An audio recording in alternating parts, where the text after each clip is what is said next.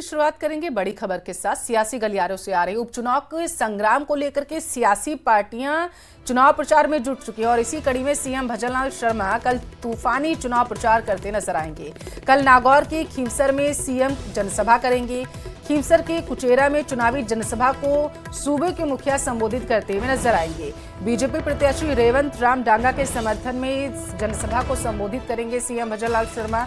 कल झुंझुनू में जनसभा करेंगे सीएम, ऐसी जानकारी सामने निकलकर आ पा रही है। आपको बता दें कि सुल्ताना कस्बे के खेल मैदान में चुनावी सभा कार्यक्रम का आयोजन किया गया है, जहां पर सीएम भजनलाल शर्मा पहुंचेंगे और वो जो जनता होगी वहां की उसे संबोधित करते हुए नजर आएंगे। बीजेपी प्रत्याशी के समर्थन में वोट करने की अपील सूबे के मुखिया सीएम भजनलाल शर्मा वहां पर करेंगे। तो इस वक्त की बड़ी खबर, कल नागौर के खींवसर में सीएम जनसभा करते हुए नजर आएंगे। ये जानकारी सामने निकलकर आ पा रही है। तो कल का कार्यक्रम सूबे के मुखिया का क्या है, ये हम आपको बता रहे हैं। सियासी गलियारों से खबर निकल कर आई है। खींवसर के कुचेरा में चुनावी सभा को सीएम संबोधित करेंगे और इस दौरान बीजेपी के तमाम नेता उनके साथ मौजूद रहेंगे। अनीता चौधरी हत्याकांड से जुड़ी एक अपडेट आई है, आप तक पहुंचाएंगे। गुलामुद्दीन को मुंबई से जोधपुर लाया गया है। लगभग 500 सीसीटीवी खंगाले गए, 500 सीडीआर का विश्लेषण किया गया। नेपाल भागने की फिराक में आरोपी था, ऐसी जानकारी है। कल कोर्ट में इसे पेश किया जाएगा। उसके बाद रिमांड पर ज्यादा से ज्यादा दिन के लिए लेने की कोशिश टीम के जरिए की जाएगी ताकि पूछताछ की प्रक्रिया को आगे बढ़ाया जाए। अनीता चौधरी हत्याकांड का मुख्य आरोपी गुलामुद्दीन को मुंबई से जोधपुर लाया गया है। कल कोर्ट में पेश करेगी टीम और नेपाल भागने की फिराक में था यह आरोपी। ये बड़ी अपडेट सामने निकल कर आ पा रही है और इससे पहले ही पुलिस ने गुलामुद्दीन को धर दबोचा है। कल कोर्ट में पेश किया जाएगा और उसके बाद देखने वाली बात यह होगी कि कितने दिन की रिमांड जो है पुलिस को दी जाती है पूछताछ के लिए। तो ये बड़ी खबर है आपको टेलीविजन स्क्रीन पर। एक हत्या की सूचना हमें मिली थी, जिसमें हमें पता चला कि अनीता देवी नामक महिला की हत्या की गई है काफ़ी निर्मम तरीके से। जैसे ही प्रकरण दर्ज हुआ उसके बाद विशेष टीमें गठित की गई। पिछले 8 दिनों में हम निरंतर प्रयास कर रहे थे मुख्य आरोपी जिसका नाम गुलामुद्दीन है उस तक पहुँचने का। पिछले 8 दिनों में हमने काफ़ी अनुसंधान किया, साक्ष्य इकट्ठे किए, एक जो को अक्यूज थी उसे भी गिरफ्तार किया और पिछले 8 दिनों से हमारी टीम मुख्य आरोपी के पीछे निरंतर लगी हुई थी। Additional DCP west Nishant Bhardwaj के सुपरविजन में एसएचओ बोरानाडा, एसएचओ बासनी, इनके निर्देशन में करीब 20 लोगों की टीम, ये जो मुख्य आरोपी है गुलामुद्दीन, इसके पीछे पिछले 7 दिनों से लगी थी। ये बहुत ही शातिर किस्म का अपराधी है। ये यहाँ से पहले गुजरात गया, वहाँ से फिर महाराष्ट्र गया। निरंतर हमारी टीम इसके पीछे लगी हुई थी और पिछले 8 दिनों के अथक प्रयास के बाद मैं कह सकता हूँ कि दिन रात एक करने के बाद जो यहाँ भी हमारी टीम थी, जो टेक्निकल टीम थी, साइबर सेल की टीम थी, उन लोगों ने भी दिन रात प्रयास किया और जो हमारी फील्ड में जो टीम थी उन लोगों ने भी दिन रात प्रयास किया और इस अथक प्रयास के बाद फाइनली हम जो मुख्य आरोपी है इसको हमने दस्तयाब कर लिया है। अब इससे पूछताछ किया जाएगा और किस तरीके से घटना हुई, क्या हुआ, ये सारी चीज़ों का खुलासा अगले कुछ दिनों में करेगा। जोधपुर पुलिस गुलामुद्दीन को लेकर यहां पर आ चुकी है। जोधपुर के खुड़ी महिला थाने में अभी जो है गुलामुद्दीन को लाया गया। आप देख सकते हैं कि जो पुलिस के जो एडीसीपी निशांत भारद्वाज साहब है वो यहां पर मौके पर मौजूद है और यहां पर उस गुलामुद्दीन को जो है लाया गया है। सर, कितनी मशक्कत रही, क्या स्थिति रही वहां पर? काफी मशक्कत रही। बॉम्बे में काफी चीजों का सामना करना पड़ा और दुनिया भर के सीसीटीवी फुटेज वगैरह काफी चीजें थी, काफी मैनुअल एफर्ट्स थे, उसके बाद ये दस्तयाब हो पाया। Thank you.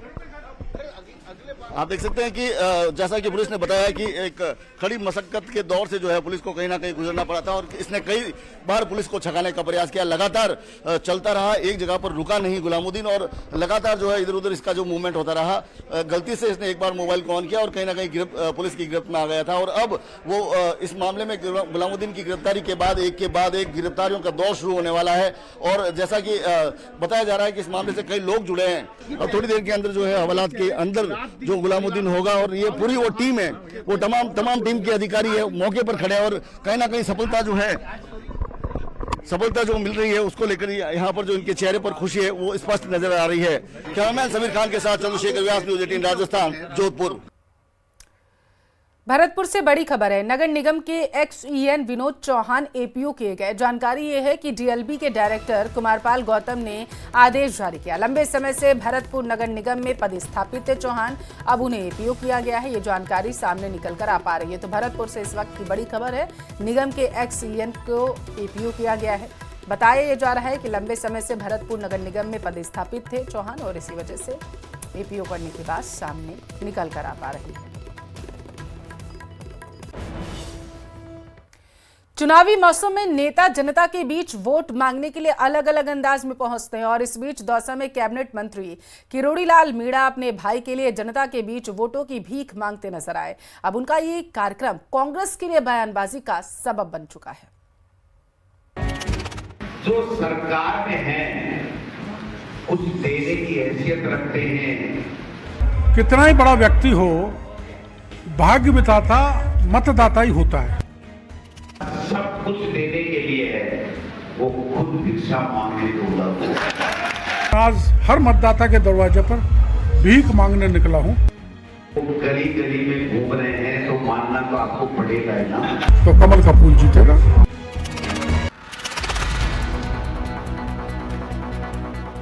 चुनावी मौसम में नेताओं की ऐसी बयानबाजी लाजमी है, लेकिन दौसा में कैबिनेट मंत्री डॉक्टर किरोड़ी लाल मीणा का ये अंदाज बिल्कुल अनोखा है।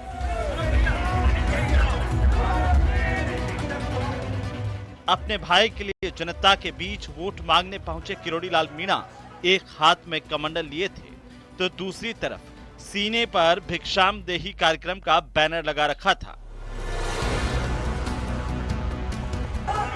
अब डॉक्टर किरोड़ी के भिक्षाम देही कार्यक्रम पर कांग्रेस चुटकी ले रही है। पीसीसी चीफ गोविंद सिंह डोटासरा ने दौसा में कांग्रेस प्रत्याशी के चुनाव प्रचार के दौरान कहा कि मैं यहां की जनता को सैल्यूट करता हूं, जिसने एक मंत्री को इस हालत में ला दिया।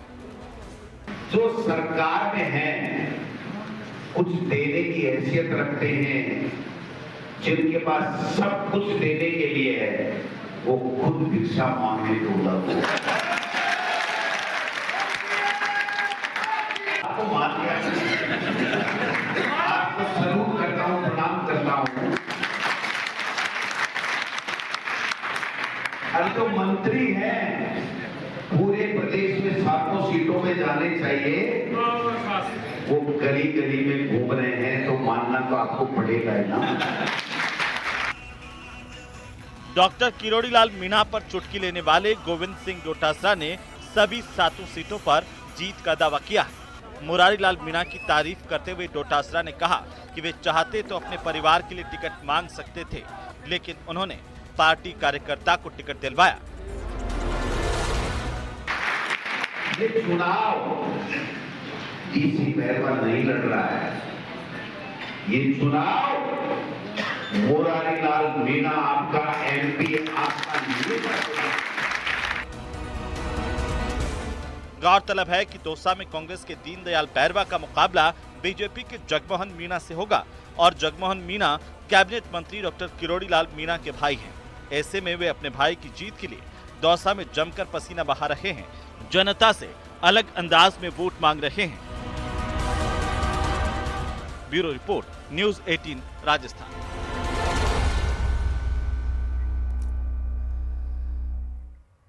चौरासी विधानसभा सीट पर होने जा रहा उपचुनाव वैसे तो त्रिकोणीय है, लेकिन यहाँ खास बात यह है कि ये सीट एसटी वर्ग के लिए आरक्षित है, जिस पर 70% वोटर्स एसटी वर्ग से आते हैं।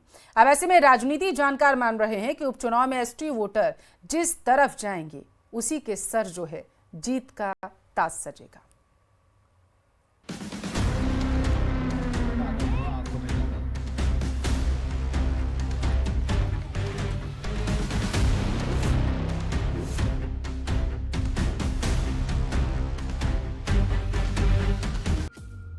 चौरासी के चुनाव रण में कौन बनेगा शहंशाह? एसटी वोटर करेंगे दिग्गजों की किस्मत का फैसला। त्रिकोणीय मुकाबले में कौन किस पर भारी? साल 2018 का या फिर 2023 का विधानसभा चुनाव, चौरासी की जंग में राजकुमार रौत कांग्रेस और बीजेपी पर भारी रहे उनके सांसद बनने के बाद सीट खाली हुई और अब इस सीट पर उपचुनाव हो रहा है। ऐसे में इस बात के कयास लगाए जा रहे हैं कि इस सीट पर निर्णायक भी भूमिका में रहने वाली एसटी वोटर जिस पर विश्वास करेगा वो ही सिकंदर साबित होगा। 84 विधानसभा सीट पर करीब 70% मतदाता हैं। राजस्थान के दक्षिणांचल में स्थित आदिवासी बहुल डूंगरपुर जिले की 84 विधानसभा पड़ोसी गुजरात राज्य से सटी हुई है। अगर यहाँ के जातिगत समीकरण की बात करें तो इस सीट पर 70% एसटी, 10% ओबीसी, 20% जनरल और अल्पसंख्यक और एससी वोटर्स हैं। अब तक इस सीट पर 12 बार चुनाव हुए, जिसमें 6 बार कांग्रेस को जीत मिली, जबकि 3 बार बीजेपी जीती, 1 बार एक जेएनपी की जीत दर्ज की। लेकिन पिछली बार ये सीट राजकुमार रोत के कब्जे में रही। 2018 में बीटीपी यानी कि भारतीय ट्राइबल पार्टी और इसके बाद 2023 में बीएपी यानी भारत आदिवासी पार्टी से विधायक बने। दूसरी बार 69,000 के बड़े अंतर से राजकुमार रोत जीते। इससे पहले कभी किसी ने इतने बड़े मार्जिन से जीत हासिल नहीं की थी। ऐसे में कांग्रेस और बीजेपी के सामने सबसे बड़ी चुनौती भारत आदिवासी पार्टी की रहेगी। आइए अब आपको बताते हैं इस सीट पर कब किस पार्टी का विधायक रहा। भारतीय जनता पार्टी विकास के मुद्दे पर चुनाव लड़ रही है। सड़क, बिजली, पानी, ये सारी चीजें लेके जा रही है। प्रधानमंत्री आवास, किसान सम्मान निधि योजना, पानी के लिए योजना बनाई थी, अशोक गहलोत को पैसे भी दे दिए, लेकिन उसका काम नहीं किया। अब उस काम को भी हम पूरा करेंगे। ये सारे काम लेकर हम जा रहे हैं और जितने भी काम है ये सारे भारतीय जनता पार्टी खाते में जा रहे हैं। भाई साल 1967 में रतनलाल पार्टी कांग्रेस, 1972 में रमेश चंद्र कांग्रेस पार्टी से रहे विधायक, 1977 में जेएनपी से हीरालाल रहे विधायक, 1980 में कांग्रेस से गोविंद आमलिया रहे विधायक, 1985 में कांग्रेस से शंकर लाल आहारी, 1990 में भाजपा के जीवराम कटारा, 1998 में कांग्रेस के शंकर लाल आहारी, 2003 में भाजपा के सुशील कटारा, 2008 में कांग्रेस के शंकर लाल आहारी, 2013 में भाजपा के सुशील कटारा, 2018 में बीटीपी के राजकुमार रोत और 2023 में राजकुमार रोत बीएपी से विधायक रहे। डूंगरपुर जिले की 84 विधानसभा सीट पर पिछले 2 चुनावों के वोट प्रतिशत की बात करें तो कांग्रेस और भाजपा के मुकाबले भारत आदिवासी पार्टी का वोट प्रतिशत बढ़ा है। वर्ष 2018 में बीटीपी से चुनाव लड़ने वाले राजकुमार रोत को 38.22% वोट मिले थे, जबकि भाजपा को 30.41% वोट मिले थे। वहीं 2023 में हुए विधानसभा चुनाव में नई पार्टी बीएपी से चुनाव लड़े राजकुमार रोत को 53.92% वोट मिले, जो कि पिछली बार से 15.07% ज्यादा है। उसके पीछे का प्रमुख कारण एसटी वोटर्स रहा है। ऐसे में इन आंकड़ों को देखकर अंदाजा लगाया जा सकता है कि 84 विधानसभा क्षेत्र का एसटी वोटर अब कांग्रेस और भाजपा से छिटककर आदिवासी समाज के नाम से चुनावी मैदान में आई बीएपी के प्रति ज्यादा विश्वास जता रही है। खाली एसटी वोटर की बात नहीं है, 84 की जनता ने अपार प्यार मोहब्बत दिया इस पार्टी को और अधिकतम वोटों से जीता है। राजस्थान में परसेंटेज के मामले में पहले नंबर पे और काउंटिंग के आंकड़े के मामले में हम सेकंड नंबर पे रहे हैं। तो जनता कहीं न कहीं मात्र एससी नहीं, एससी, ओबीसी, माइनॉरिटी, जनरल सभी लोगों ने हमको मतदान करके वहां मजबूत किया और इस चुनाव के अंदर भी हमें मालूम है कि अधिकतम मतदान बीएपी के पक्ष में ये लोग करेंगे, भारत आदिवासी पार्टी को अधिकतम बहुमत देंगे। बहरहाल 84 विधानसभा उपचुनाव की चुनावी चौसर बिस चुकी है। अब देखना होगा कि उपचुनाव में एसटी वोटर्स इस पार्टी पर अपना विश्वास जताते हुए जीत का ताज पहनाते हैं। न्यूज़ 18 राजस्थान डूंगरपुर से जयेश पवार की रिपोर्ट। रामगढ़ में उपचुनाव में शुक्रवार को बड़ौदा में पहुंचे पीसीसी चीफ गोविंद सिंह डोटासरा का कार्यकर्ताओं ने शानदार तरीके से स्वागत किया। डोटासरा ने आर्यन जुबैर खान को जिताने की अपील की और इस मौके पर डोटासरा ने भाजपा पर जमकर निशाना साधा। साथ ही डोटासरा ने गमछे को मंच पर लहराते हुए डांस भी किया, जिस पर लोगों ने खूब हूटिंग भी की। उन्होंने कहा कि भजनलाल सरकार में दिल्ली से पर्ची आती है, मुख्यमंत्री तो केवल कांग्रेस को गाली निकाल रहे हैं। नेता प्रतिपक्ष टीकाराम जूली को कम मत समझना, पहले पहले कईयों ने कम आंक लिया था। हरियाणा में कुछ भी हो गया हो उस पर नहीं जाना चाहता, लेकिन अब इनका अहंकार चरम पर आ गया है। ये ईडी सीबीआई सब रुक जाएंगे। अब आगे तो इनका जेल जाने का नंबर आएगा। इस दौरान जितेंद्र सिंह, टीकाराम जूली, संजना जाटव मौजूद हैं। और मैं आमंत्रित कर रहा हूं ब्लॉक अध्यक्ष कि सबसे ज्यादा वोटों से ये सातों उपचुनाव में कांग्रेस पार्टी आर्यन जुबेर के रूप में राजस्थान की विधानसभा में यहां से जीत करके जा रही है। अभी जुल्ली साहब ने कहा, बहुत अच्छी बातें बताई। भंवर साहब तो पूरे देश में सब जगह उनको जहां भी जिम्मेदारी मिलती है वो ईमानदारी के साथ में, पूर्ण समर्पण के साथ में अपना समय देते हैं। मैं समझता हूं कि बातें बहुत होती रहेंगी। मैं तो आपसे एक निवेदन करने के लिए आया हूं कि ये जो सरकार बन गई उसके बाद में आप बताइए, किसान की कोई समृद्धि में, किसान की कोई उसकी आमदनी में कोई बढ़ावा हुआ हो, किसान के लिए कोई योजना लेकर के आए हों, किसान की कोई दुख तकलीफ को इन्होंने पूरा किया हो, तो आप मुझे बता दीजिए। अपने बयानों को लेकर चर्चा में रहने वाले बागेश्वर धाम के पीठाधीश्वर पंडित धीरेन्द्र कृष्ण शास्त्री एक बार फिर सुर्खियों में। एक तरफ वो सनातन बोर्ड की मांग करते दिखाई देते हैं तो दूसरी तरफ राजनेताओं पर तंज भी कसते हैं। उन्होंने कहा है कि राजनीति में धर्म का इस्तेमाल नहीं होना चाहिए और ये बड़ा दुर्भाग्य है कि कुछ नेता अपने फायदे के लिए धर्म का इस्तेमाल कर रहे हैं।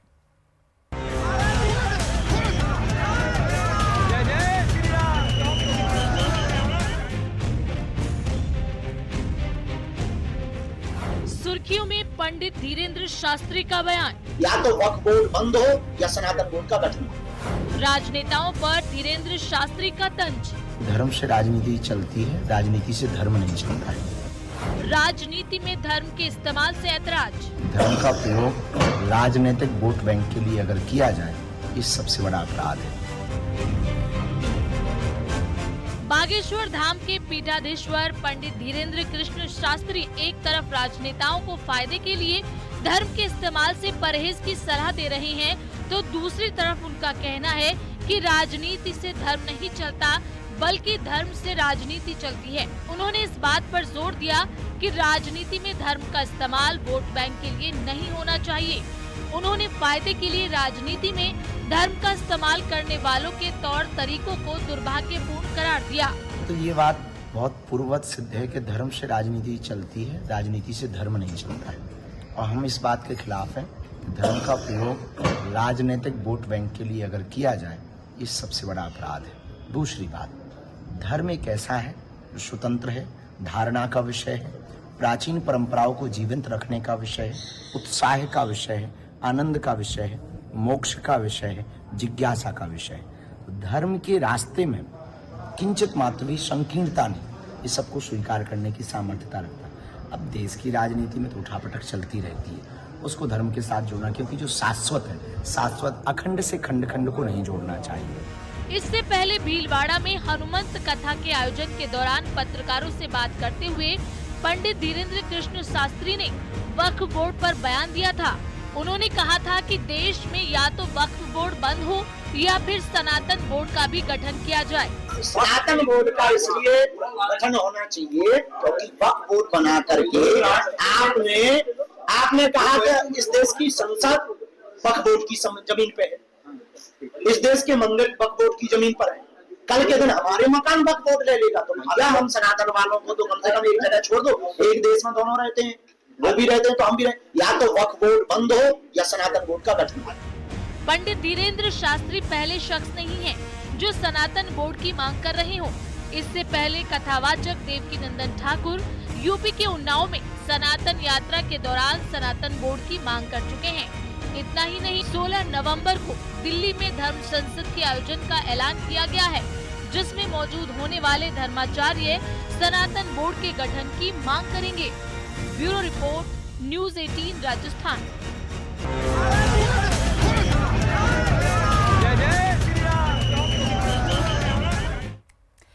उधर बूंदी में रियासतकालीन नवल सागर झील 2 दशक पहले तक आकर्षण का केंद्र हुआ करती थी, लेकिन नगर परिषद प्रशासन के उदासीन रवैये के कारण लोगों ने इसके रास्ते में अतिक्रमण कर लिया है। और इसके अलावा झील के आसपास निवास करने वाले लोग झील में गंदगी सहित गंदा पानी भी डालने लगे, जिससे झील का स्वरूप ही बिगड़ गया, जिसके चलते बालचंद पाड़ा क्षेत्र में निवास करने वाले लोगों का सांस लेना दुश्वार हो गया। शहर में 18 नवंबर से 3 दिवसीय बूंदी उत्सव का शुभारंभ होने वाला है, लेकिन कुंभकर्णी नींद में सो रहे नगर परिषद और जिला प्रशासन ने छुटपुट सफाई करवाने के अलावा कोई अन्य प्रयास नहीं किया।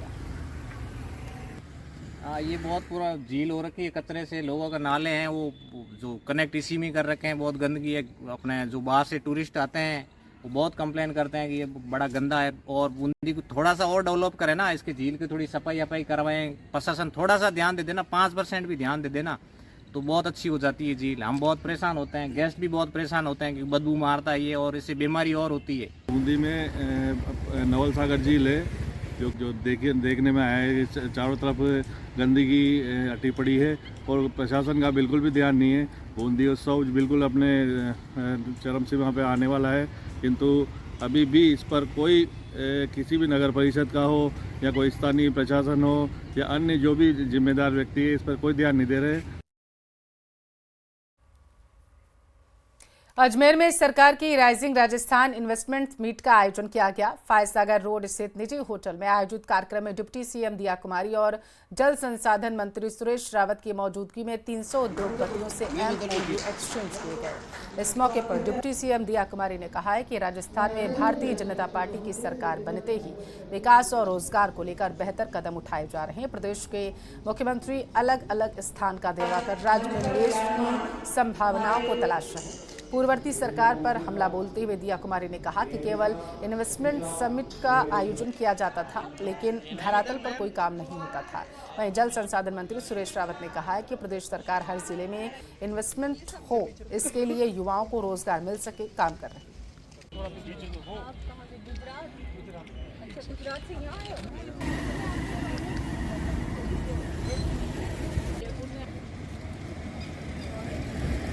अजमेर डिस्ट्रिक्ट की राइजिंग राजस्थान प्री समिट का आयोजन हुआ है और 301 MOUs एक्सचेंज भी हुए हैं।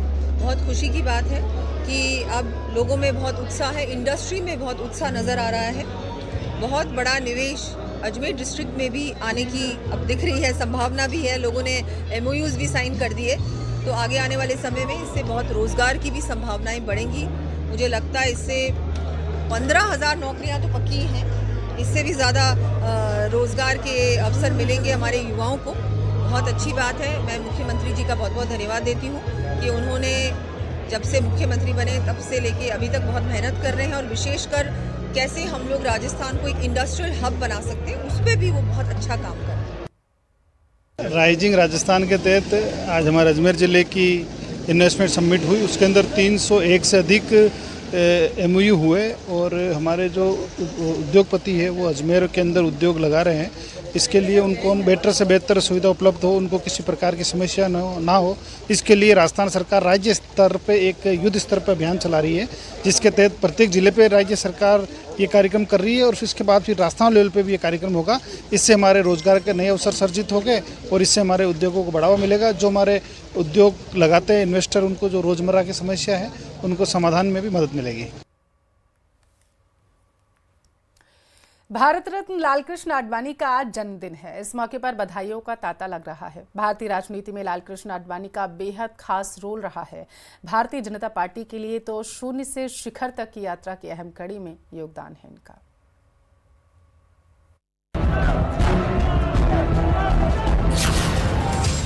राम का जन्म हुआ, वहां पर तो हिंदुस्तान का हिंदू चाहता है एक भव्य मंदिर। भारत रत्न पूर्व उप प्रधानमंत्री और बीजेपी के दिग्गज नेता जिनका नाम है लालकृष्ण आडवाणी, जिनकी पहचान ही एक हिंदूवादी नेता की रही है। आडवाणी आज 97 साल के हो गए।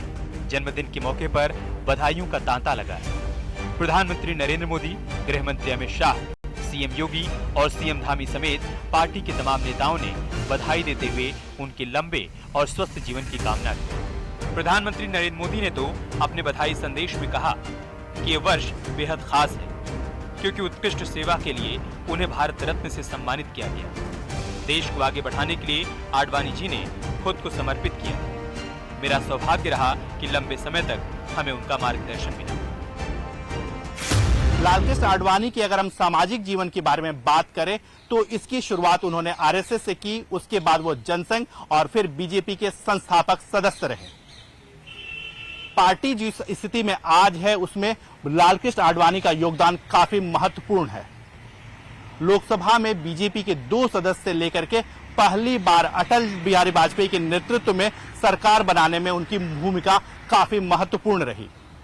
इसके लिए उन्होंने राम मंदिर आंदोलन सहित रथ यात्रा की भी शुरुआत की, जिसके कारण पार्टी की आज यह स्थिति बनी। मौजूदा समय में वो बीजेपी के सबसे बुजुर्ग नेताओं में से एक हैं। लालकृष्ण आडवाणी और पूर्व प्रधानमंत्री अटल बिहारी वाजपेयी की जोड़ी ने लंबे समय तक राजनीति में पकड़ बनाए रखी। भारत रत्न लालकृष्ण आडवाणी बीजेपी को शून्य से शिखर तक पहुंचाने वाले नेता हैं। आज बीजेपी देश की सबसे बड़ी पार्टी बन गई है। आडवाणी ने अपने राजनीतिक सफर की शुरुआत भारतीय जनसंघ से की, जिसे श्यामा प्रसाद मुखर्जी ने 1951 में बनाया था। और जब भारतीय जनता पार्टी की स्थापना हुई तब लालकृष्ण आडवाणी पार्टी के मुख्य नेताओं में से एक थे। राम मंदिर आंदोलन का नेतृत्व कर लालकृष्ण आडवाणी ने बीजेपी की दशा और दिशा बदल दी। राम रथ यात्रा से राजनीतिक कद बढ़ा। 63 साल की उम्र में राम रथ यात्रा निकाली। गुजरात के सोमनाथ से अयोध्या तक यात्रा निकाली। 25 सितंबर 1990 से राम रथ यात्रा की शुरुआत हुई। नरेंद्र मोदी ने भी यात्रा की कमान संभाली थी। इस यात्रा ने यूपी की सियासी तस्वीर बदल दी।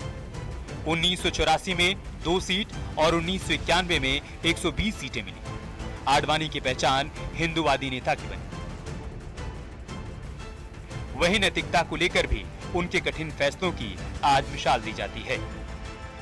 लालकृष्ण आडवाणी का जन्म साल 1927 में कराची में हुआ था, जो मौजूदा समय में पाकिस्तान में है। लालकृष्ण आडवाणी 2002 से 2004 तक अटल बिहारी वाजपेयी के नेतृत्व वाली गठबंधन सरकार में उप प्रधानमंत्री थे। उन्होंने अपने राजनीतिक सफर की शुरुआत राष्ट्रीय स्वयंसेवक संघ यानी आरएसएस के स्वयंसेवक के रूप में की थी।